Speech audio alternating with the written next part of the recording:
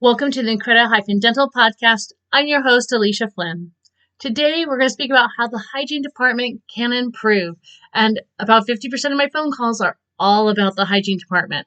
First off, we're going to speak about Parkinson's law. Parkinson's law is that a task will expand to the time that is available. Think of it this way. You're going to go visit a friend. You have about an hour's time, but you're hoping to visit them in about 30 to 40 minutes. But the task, the item that you're going to do, expands to that hour. It also can be true in restorative treatment or in a cleaning. If we have that extra time available, we expand the task to fill that time. So with a hygiene department, we have to be very guarded on our time and treat our time very carefully. So the first 20 minutes, we've heard the rule of 20-20-20 of using our time for diagnosis, the second part for scaling, and the last part for the exam and questions that the patient might have regarding treatment and cleanup. So let's focus first on the first 20 minutes.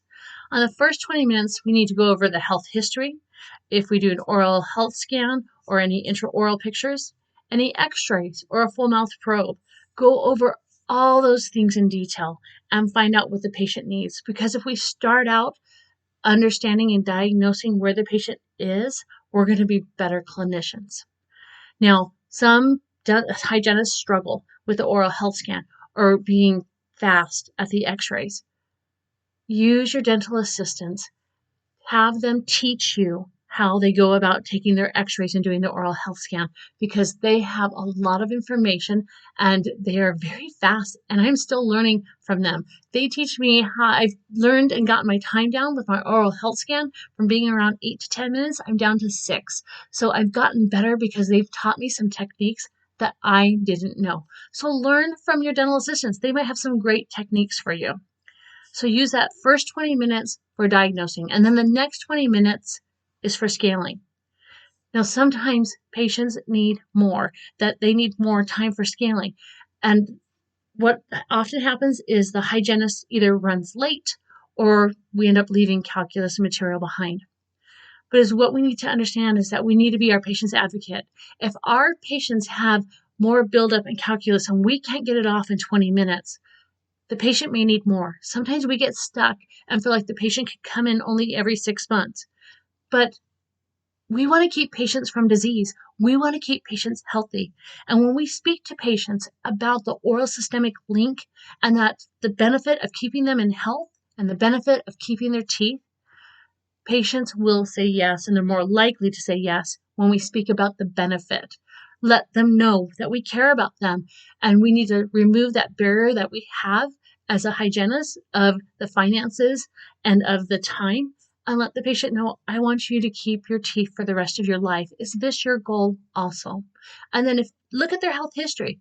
Do they have diabetes? Are they a smoker? Do they have a family history of periodontal disease? What's going on in their life that will help them so they're more interested in maintaining their health? Because that's what we want to do. We want our patients to be healthy and have their teeth for the rest of their life. So be their advocate.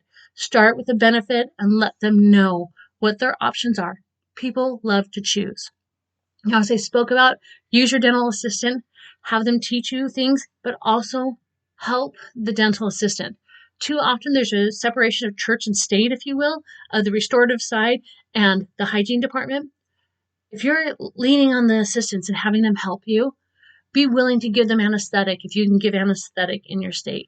Or if they're running behind, be willing to seat their patient or help turn over a room. Be willing to help, because when we work together as a team, we are so much more powerful.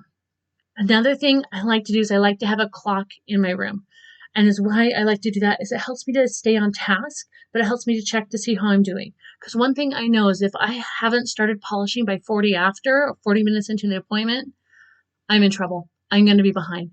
And so that helps me to check myself, because more than anything, I want to be there for the patient, but I also want to be on time for the next patient. So find the right wording that works for you and for your patients to explain treatment, to explain how they need additional treatment related to the oral systemic link.